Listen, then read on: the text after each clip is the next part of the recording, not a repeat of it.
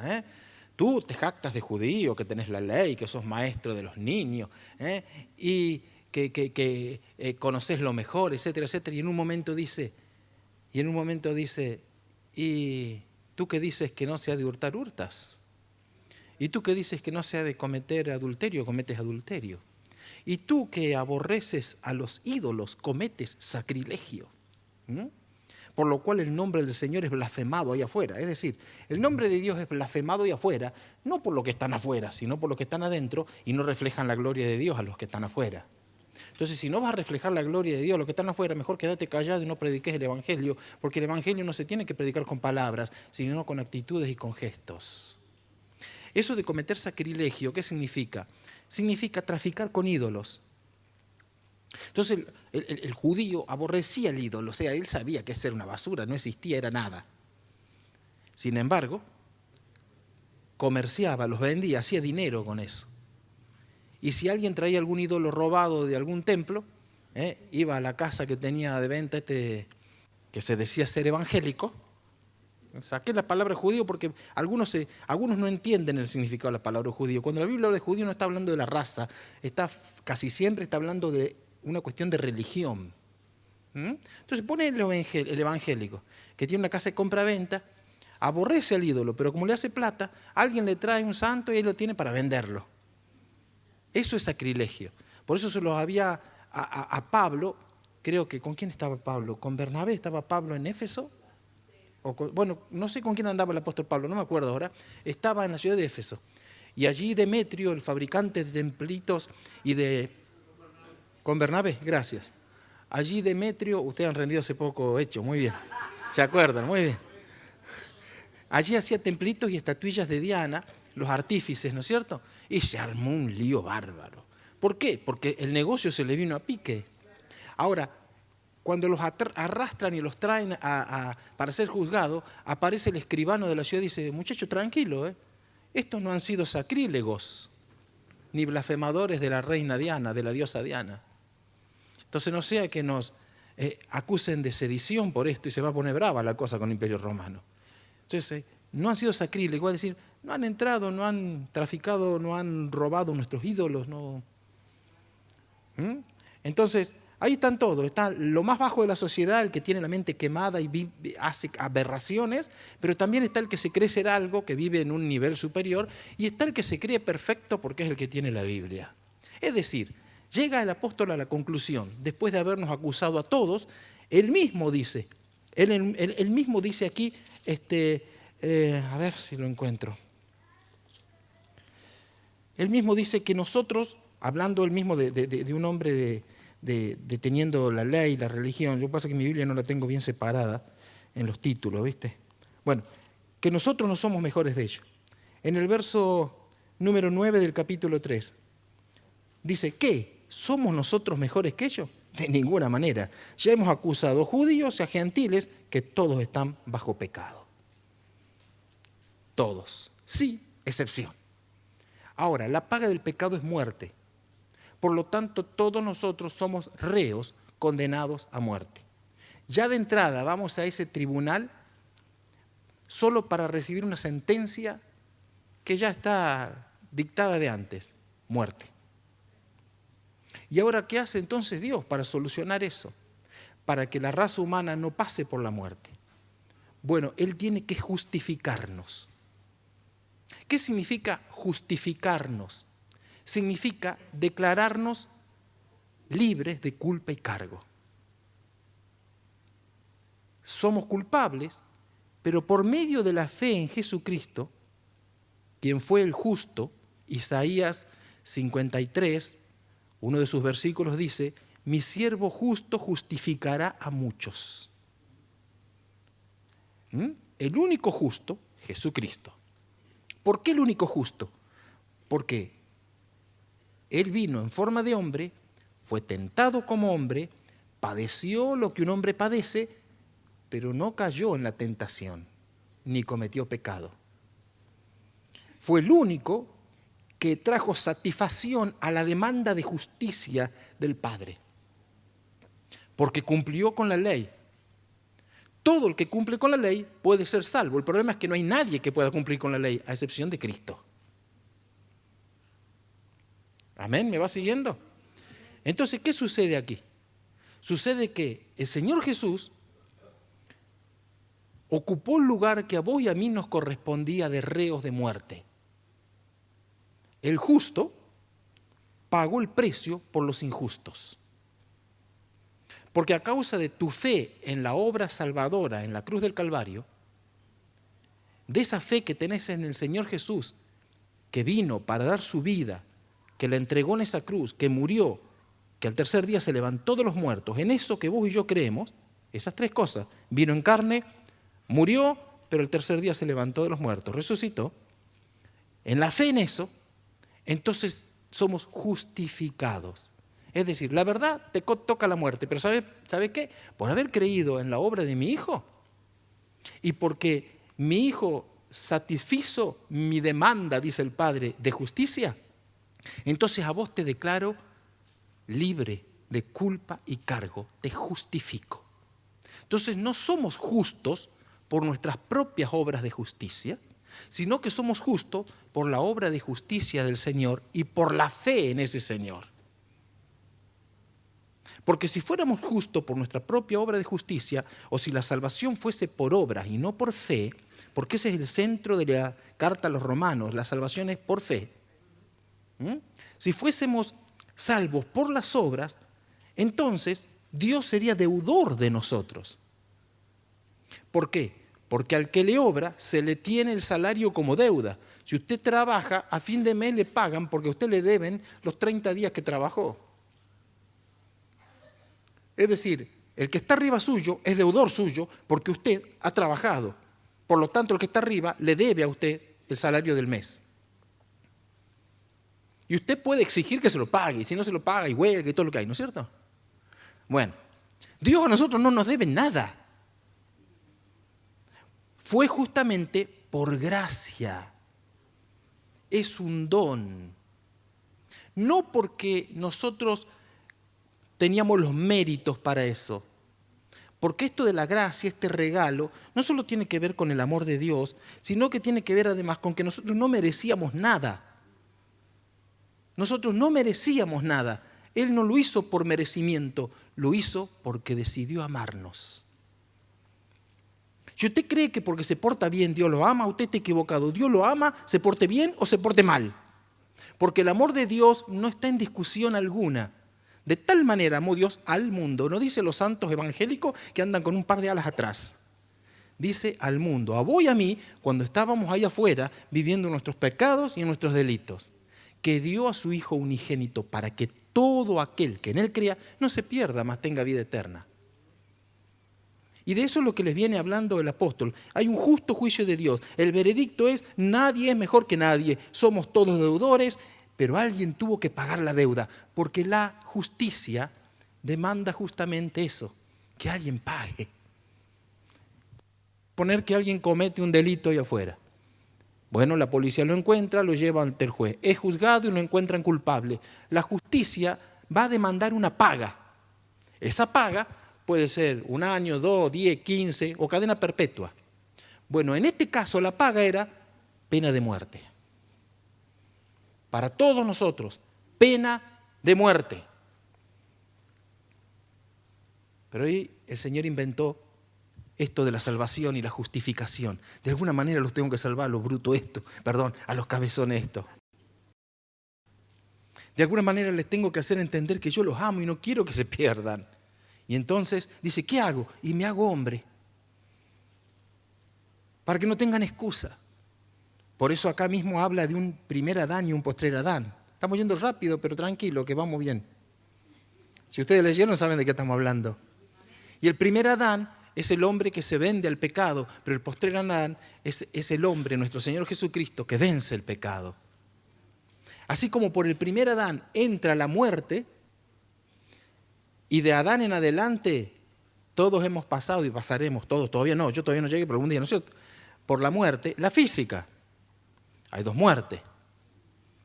Ahora, por la física vamos a pasar todo.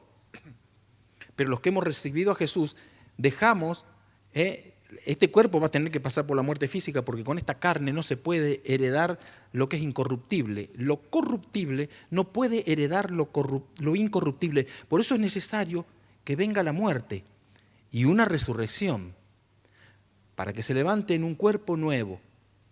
Por ahí por Corintios dice, y ya lo vamos más adelante cuando veamos Corintios, que cuando el Señor venga, los muertos en Cristo resucitarán primero.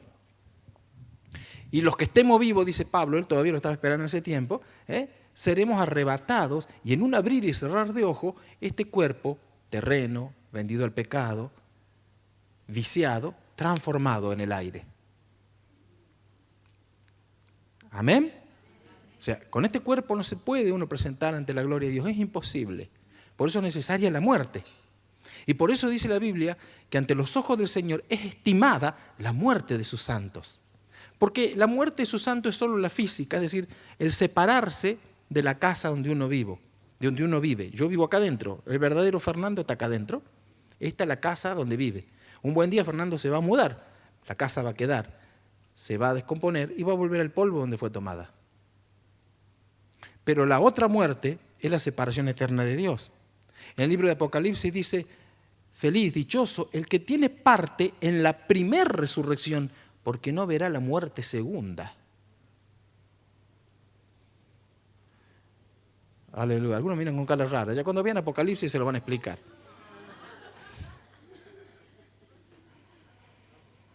Por eso el que nace una sola vez, muere dos. Pero el que nace dos, muere una. Nacemos de la carne, todos, pero el que nace después del Espíritu, ese solo muere una vez, la física. Pero el que solo nace de la carne y no nace de Dios, ese muere dos veces, la física y la espiritual, la segunda muerte. Por eso hay que renacer ahora, por eso la decisión es ahora, no es después tarde. Y como ninguno de nosotros tiene la vida comprada, no sabemos si vamos a estar dentro de media hora, ¿no es cierto? Por eso esto es una cuestión de urgencia. Pues bien, entonces la conclusión final había sido que no hay justo. Luego nos van a hablar del primer Adán, del segundo Adán, y con respecto a la fe, en el capítulo 4 nos habla de Abraham. Ya lo vamos a tocar al Adán y al segundo Adán. Pero no, en el capítulo 4 nos habla de un ejemplo, que es el ejemplo de Abraham. Y ahí se hace la pregunta, ¿qué vamos a decir? ¿Que Abraham encontró o halló gracia conforme a las obras de la carne o fue conforme a la fe?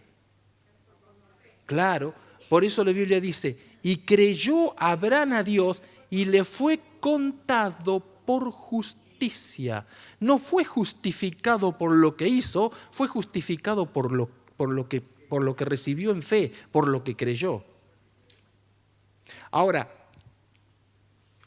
a no confundirse, el hecho de creer no significa que voy a dejar de obrar, al contrario, mejor voy a obrar a causa de creer. Porque Abraham creyó, y como creyó, dejó la tierra de los caldeos. En los héroes de la fe, usted va a ver que todos cumplieron con el propósito a lo cual Dios los llamó. Usted lo tiene a Noé. A Noé Dios le dijo, va a llover. No llovía, nunca había llovido en la tierra. Sin embargo, Dios le dijo, va a llover y va a pasar esto y aquello. Te tiene que fabricar un barco. Y la Biblia nos dice que Noé lo fabricó al barco. Es decir, creyó y actuó en consecuencia. Su fe se manifestó en una obra. Por eso Santiago, el apóstol, escribe y dice, bueno, vos me decís que tenés fe, bueno, yo te voy a mostrar mi fe, pero a través de mis obras. Porque la fe siempre va a obrar, pero las obras sin fe están muertas. Y las obras que vos y yo podemos llegar a hacer para el Señor son trapo de inmundicia. El trapo de inmundicia es el apósito femenino que usaban las mujeres, y siguen usando. Era un trapo que después se quemaba afuera. Toda esa inmundicia en el desierto, usted se imagina la cantidad de mujeres con su periodo menstrual, sacaban todos esos trapos afuera y le prendían fuego afuera del campamento. Bueno, para Dios, las obras de justicia tuya y mía son como ese montón de trapo mugriento con sangre que prendían a fuego afuera del campamento.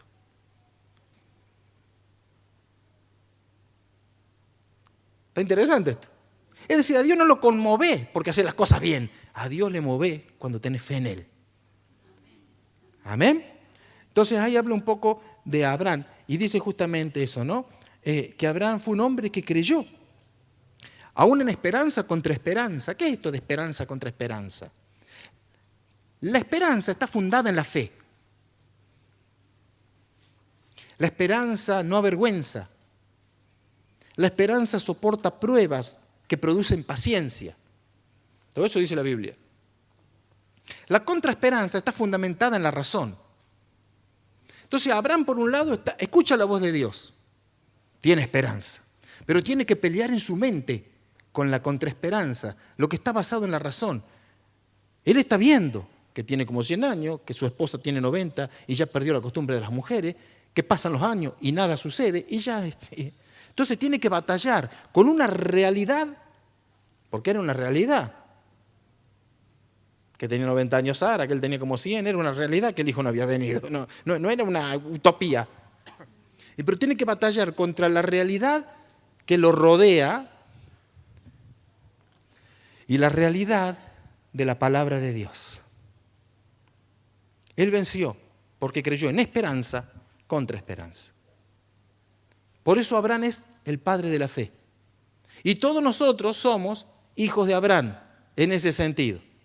Miren, en estos, no sé cuántos minutos hace que estoy acá. En estos minutos que estoy acá hemos contestado como 8 preguntas de las que están en el cuestionario, pero no se preocupe, las vamos a volver a contestar para que usted las escriba. Entonces, la promesa realizada por medio de la fe llegó a Abraham. Él no dudó y todo eso le fue contado por justicia. Además de eso, Abraham fue llamado amigo de Dios. Porque cuando nosotros no somos justificados, y esto ya lo dice el capítulo 5, verso 1, y te lo voy a leer, justificados pues por la fe, tenemos paz para con Dios por medio de nuestro Señor Jesucristo. Antes estaba enemistado con Dios, pero al ser justificado ahora tengo paz. He vuelto en amistad con el Señor. Por allí en el libro de Job, no me acuerdo dónde, pero dice, vuelve ahora en amistad con Dios y tendrás paz. Y dice, pone en práctica la ley, le sigue diciendo el versículo que dice en Job. Claro, todo suena muy lindo, pero ¿cómo hago? Para el hombre es imposible, pero lo que es imposible para el hombre fue posible para Dios. Entonces, ¿cómo fueron aquellos que vivieron antes de Jesús salvos? Fueron salvos a cuenta, hasta que el pago se hizo efectivo. Es decir, desde Adán hasta Jesús, o desde Jesús viendo para atrás hasta Adán, todos los que murieron en fe, como Abraham y tantos otros, ¿sí?, a excepción de Enoc y Elías, que no vieron muerte, el resto todos fueron pasados por la muerte. La paga del pecado es muerte. La paga del pecado es muerte, con ley o sin ley. Ya vamos a decirlo eso también. Entonces, todos los que estaban para atrás fueron salvos a cuenta, es decir, es como que Dios firmó un cheque a fecha. Pero mientras no se hizo efectivo el cobro del cheque, el pago del cheque, esos todavía estaban en la cautividad. Por eso dice por ahí, si mal no recuerdo en Filipenses, que Él llevó cautiva, el Señor Jesús se llevó cautiva la cautividad. ¿Están entendiendo o no? Es la primera vez que escuchan esto. Se llevó cautiva la cautividad. Estaban cautivos hasta el momento que se hizo efectivo el pago en la cruz del Calvario. Y de Jesús para adelante, todos miramos ahora la cruz. Así como de allá, todos miraban de este lado el día del pago, la cruz, nosotros que estamos de este otro lado, en la época de la gracia, miramos también hacia atrás la cruz. Ya se pagó. ¿Qué es redimir? Es rescatar, es pagar un precio. Todos nosotros fuimos vendidos. Adán nos vendió todo. Un día Adán se lo depositó en las manos a Satanás. ¡Qué traición! Dominio, poder, autoridad. Entonces tuvo que venir un postrer Adán a recuperar lo que le dio el primer Adán. Dios es un Dios de justicia. Y si Dios se lo habría querido quitar al diablo directamente, Él le hace así, y el diablo sale como un perrito con la cola entre las patas entregando todo. Pero habría tenido el diablo de qué acusarle al Dios, de injusto. ¿Por qué me lo venís a quitar vos, si a mí me lo dio un hombre? Por eso un hombre tuvo que volver a rescatar. El respeto, la honra, la autoridad, el dominio, todo lo que Adán tenía, y se lo entregó a Satanás. Por eso Satanás en el monte de la tentación, en una de las tentaciones le dice a Jesús: si postrado me adorás, te voy a dar la gloria de todos estos reinos. A mí me las dieron y se las doy a quien quiero, dijo el diablo. Y era cierto, a él se las dieron, pero no se las dio Dios, se las dio el hombre. Por su nombre tenía que rescatarlas, recuperarlas, ¿me entiende? ¿De qué manera? Redimiendo, pagando un precio. ¿Cuántos de ustedes vieron alguna vez El Chavo? ¿Todos vieron El Chavo? ¿Vieron que don Ramón siempre andaba galgueando y lo poco que tenía lo llevaba a la casa de empeño? Entonces él llevaba algo a la casa de empeño y en la casa de empeño le daban 2 pesos. Ahora él podía recuperarlo, rescatarlo, redimirlo, pero no por 2 pesos. Pero te lo vendí en 2. Ah, sí, pero vale 20. Si no tenés 20 no te lo devuelvo. Bueno, en este caso, todos nosotros vendidos estábamos en la vitrina, en la casa de empeño. Y el que estaba atendiendo era el diablo en persona. Ninguno de nosotros podía autorrescatarse porque no había con qué pagar el precio. Hasta que un día entró por la puerta de ese negocio el Señor Jesucristo. El diablo sorprendido le dice: ¿qué andas buscando por acá? Me lo vengo a comprar. Vale muy caro, ¿cuánto? Hasta la última gota de tu sangre. Me lo llevo todo, dijo el Señor. Él pagó el precio. Un precio impagable para nosotros. Porque tu sangre y mi sangre no cuentan, porque tu sangre y mi sangre están contaminadas por el pecado, pero la de Él no. Por eso la muerte de Jesús, la condenación que experimentó, los 3 días que estuvo en la sepultura, y como dice el credo católico, apostólico y romano, descendió a los infiernos, es cierto, lo dice también la Biblia. O sea, no solo pagó con la muerte en la cruz, ahí no terminó la obra redentora.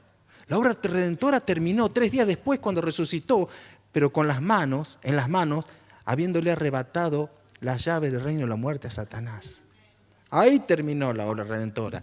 Y ahí fue cuando se llevó cautiva la cautividad y los otros se quedaron a donde estaban nomás. Si les interesa, Lucas capítulo 16. Hay un gran abismo. Por un lado el seno de Abraham, por el otro lado el rico que le daba migajas al mendigo Lázaro. El mendigo Lázaro en el seno de Abraham. Esa era la cautividad que se fue.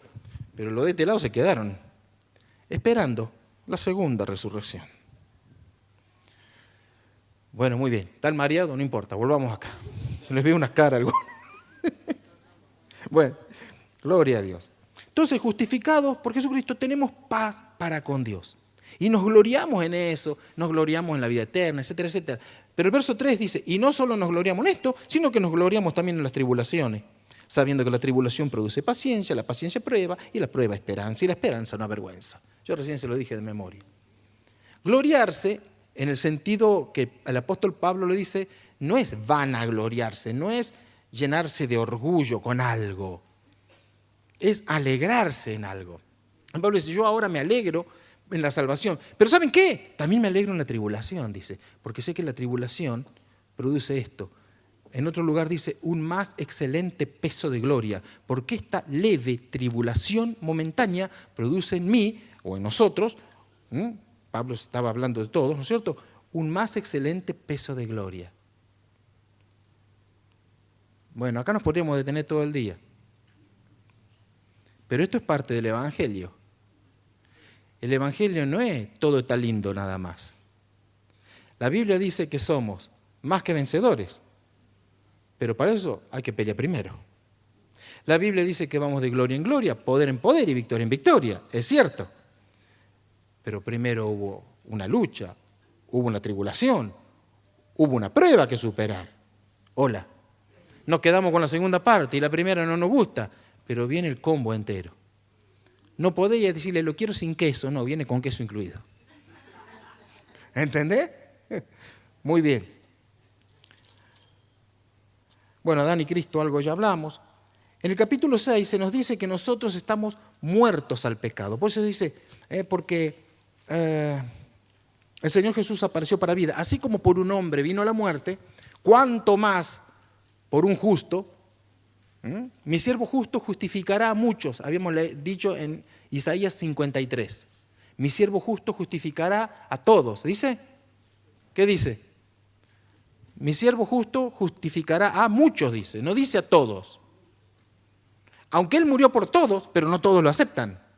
Los muchos que le acepten son justificados. Libre de culpa y cargo. Señor, sáquele las esposas. Todos los culpables, los más bajos, los que se creen algo y los ultra religiosos, son libres si aceptan a Jesús y su obra. Si no, ustedes siguen siendo reos de muerte.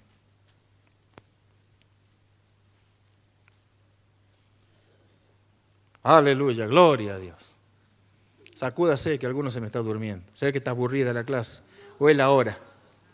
Es la hora. Yo entiendo, hay gente que está cansada y tiene razón. Desde muy temprano anda y el enorme esfuerzo que están haciendo para estar aquí, yo quiero decirles que Dios va a bendecir y honrar sus vidas, ¿sabe? Muy bien.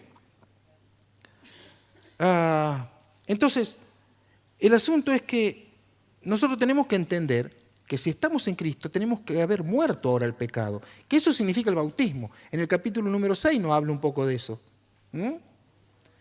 El que fue bautizado en Cristo es sepultado en Él. La Biblia dice que nosotros somos crucificados con Cristo, sepultados con Cristo y levantados a una vida nueva con Cristo. Ese es el significado del bautismo.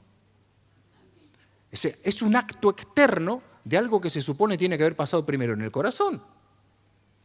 Es un testimonio público delante de los presentes, delante de Dios, los ángeles y los demonios, de que yo he decidido dejar atrás, por la fe en Jesucristo, mi vieja manera de vivir.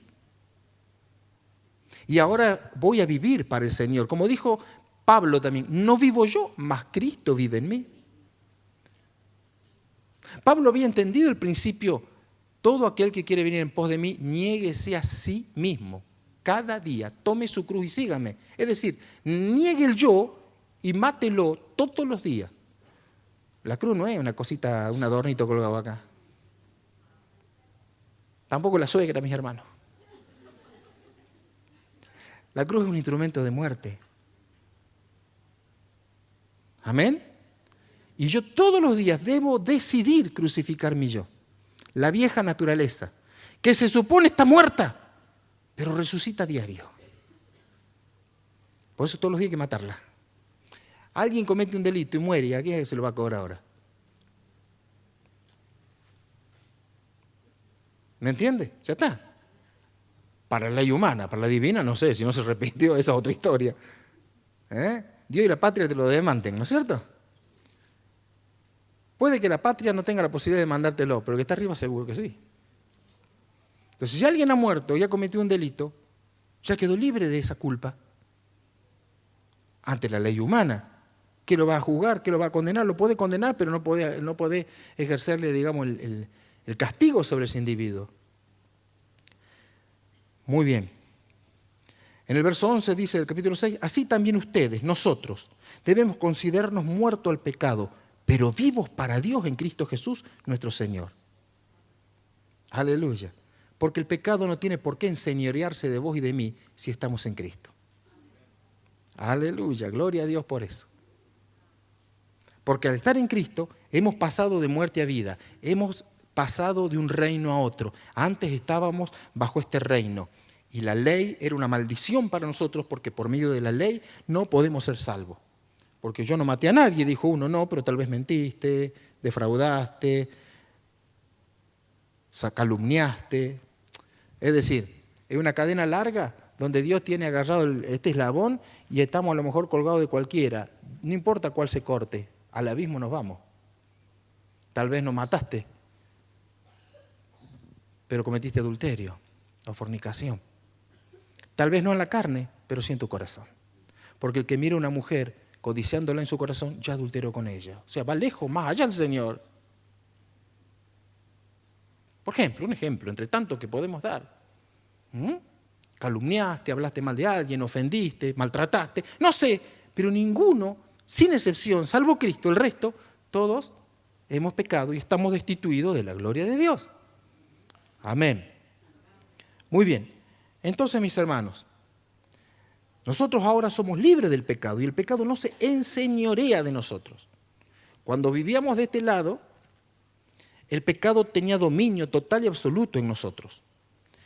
al ser trasladados de tinieblas a luz, el pecado, desgraciadamente, sigue siendo una realidad, ya lo vamos a ver, pero ahora ya no somos condenados, o sea, no hay condenación porque Cristo nos ha justificado.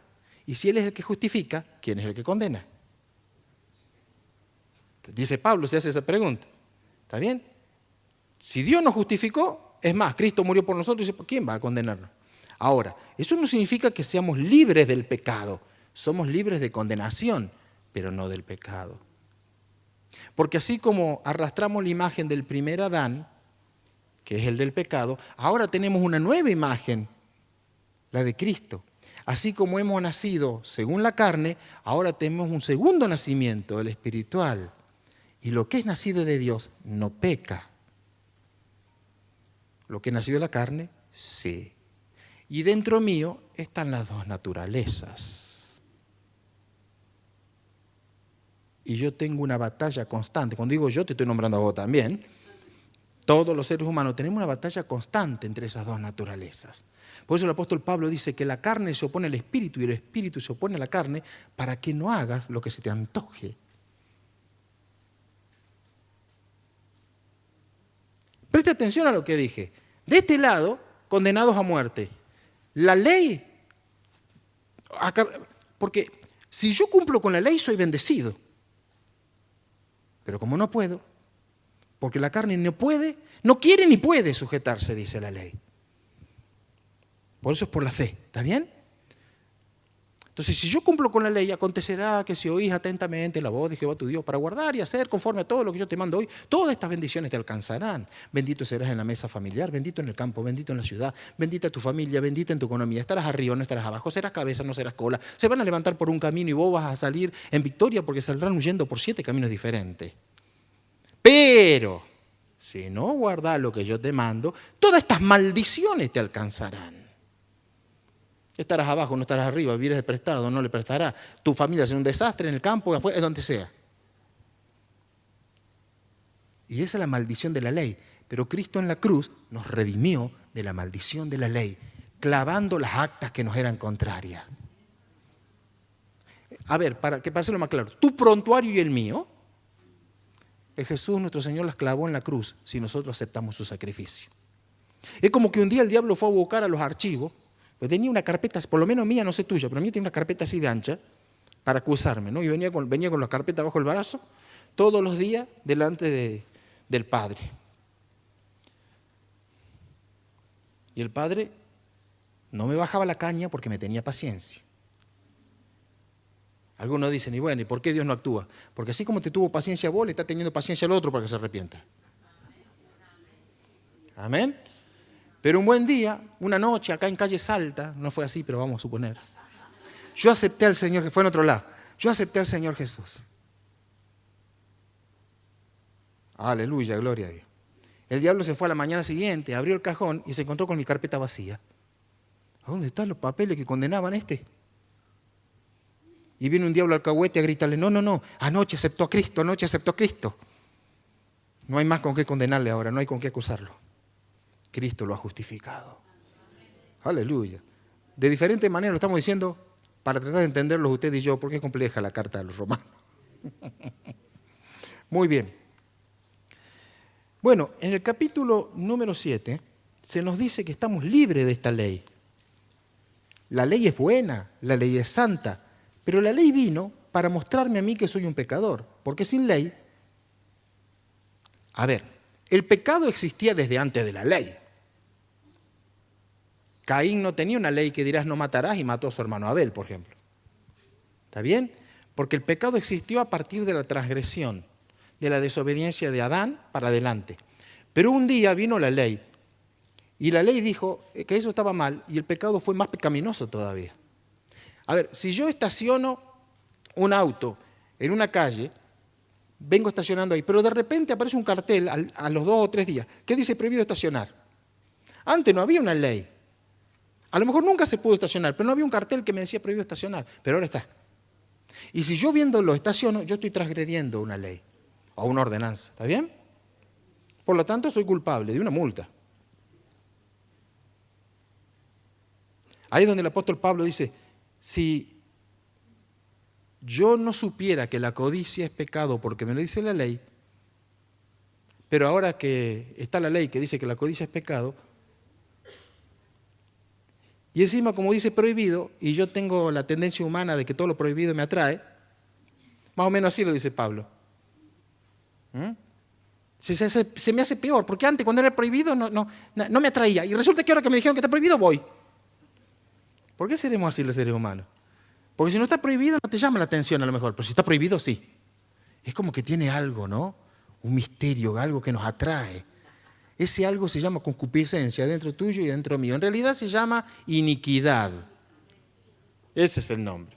La palabra concupiscencia es pensamiento pecaminoso para lo que quieras. Sigamos acá. Pero ya no servimos bajo el régimen de la ley, ahora estamos bajo el régimen del Espíritu. Aleluya. De ahí las palabras que el Espíritu vivifican y la letra mata. Ahora cuidado, la ley no está mal. Por eso el apóstol dice, yo no conocí el pecado si no fuese por la ley. Y dice el capítulo 7, verso 10, dice, y hallé que el mismo mandamiento que era para vida, a mí me resultó para muerte. ¿Qué me contás vos?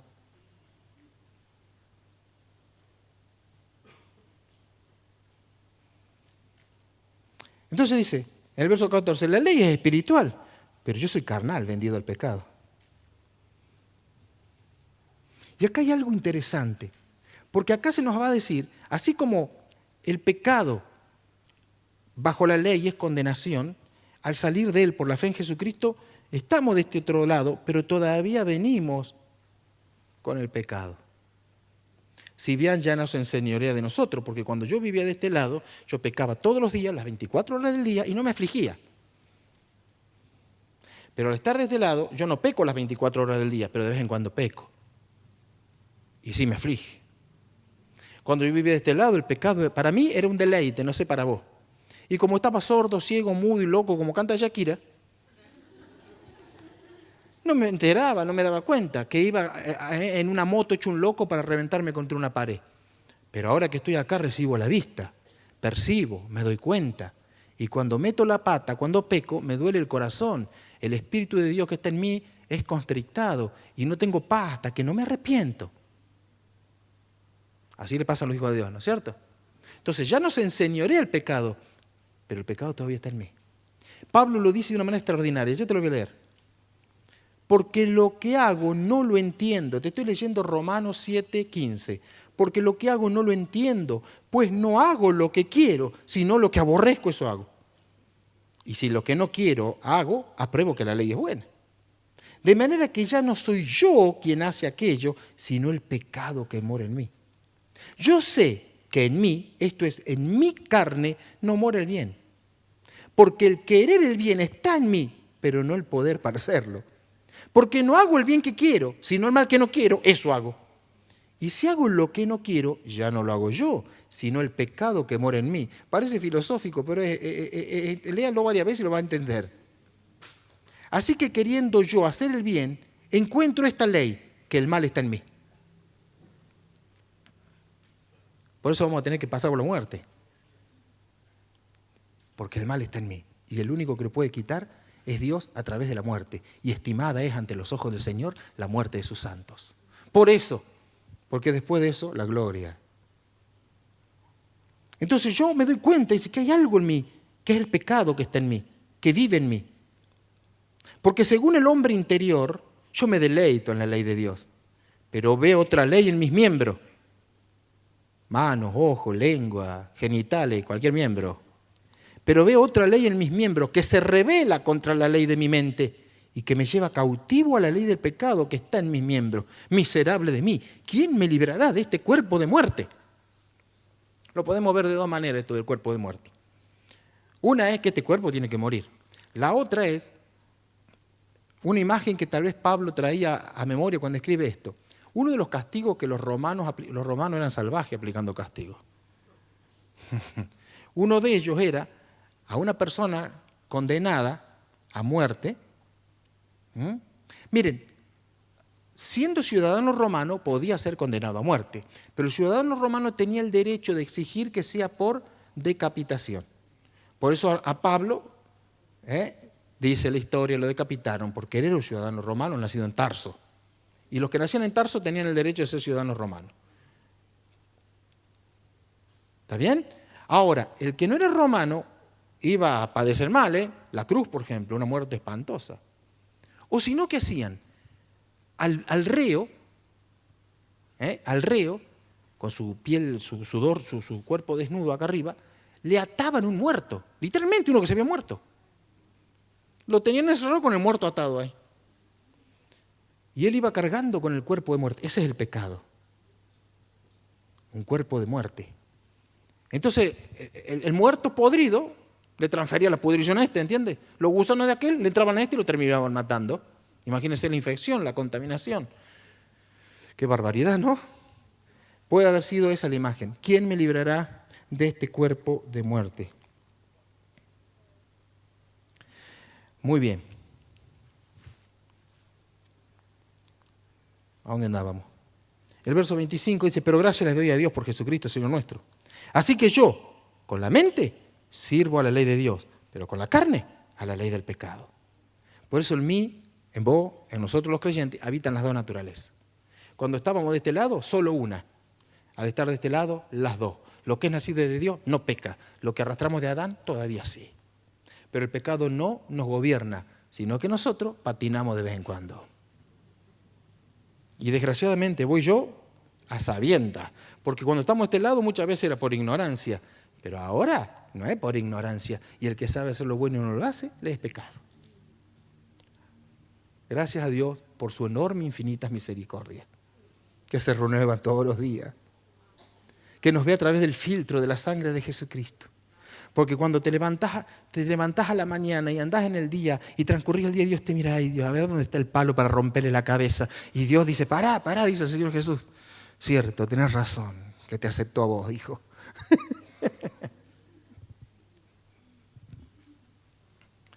Bueno. Tengo 20 segundos y vamos al capítulo 8. ¿Me esperan 5 minutos?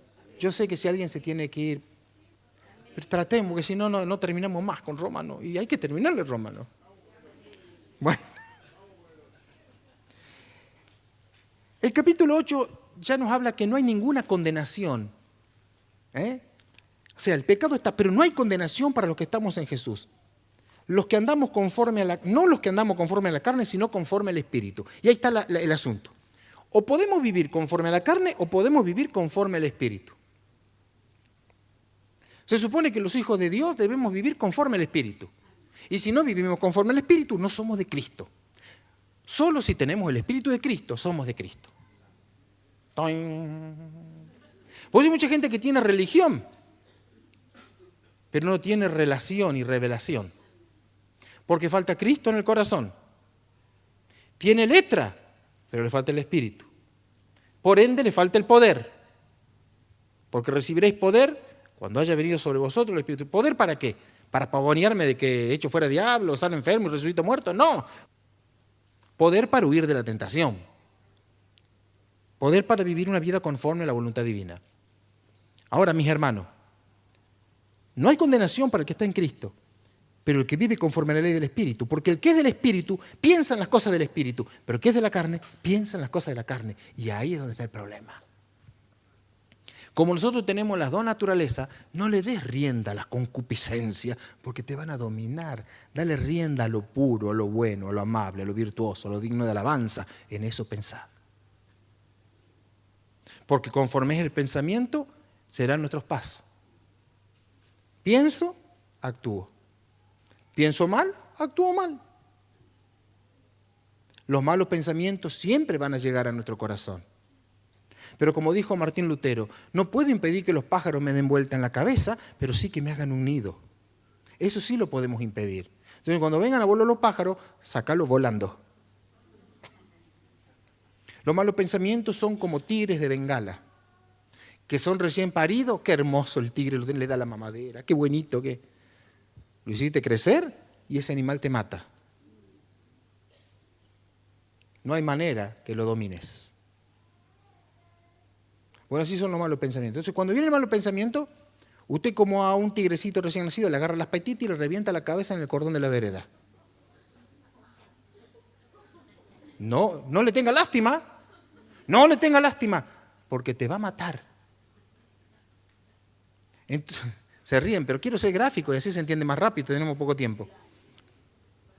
Entonces, no le dé lugar porque te va a matar. Debemos pensar las cosas del Espíritu. Y cuando nos vengan las de la carne, rechazarlas en el nombre del Señor Jesucristo y reemplazarlas por lo correcto.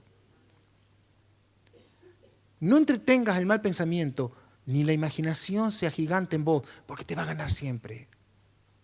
Por eso, por ejemplo, con la tentación, el consejo del apóstol Pablo es, no dice hacete el guapo acá, dale un par de trompadas. No, dice que a Satanás lo tenés que resistir, pero a ese sí resistilo. Pero la tentación no, porque hay tentaciones, mis hermanos, que son irresistibles. Entonces, en vez de hacerte el guapo, mándate mudar. Soldado que huye, sirve por otra batalla, acá pega. Amén. Ojo, y no es, presta atención, huir ante la tentación se llama valentía. Fue lo que hizo José ante la tentación, se fue. Quedarse se llama necedad.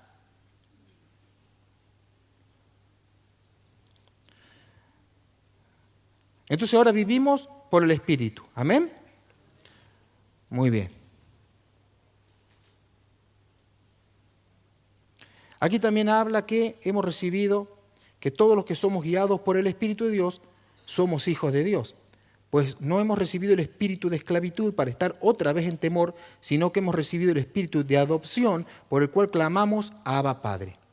Y el Espíritu mismo nos da testimonio a nuestro espíritu, el Espíritu con mayúscula nos da testimonio a nuestro espíritu de que somos hijos de Dios. Y si somos hijos, somos herederos y también coherederos con Cristo.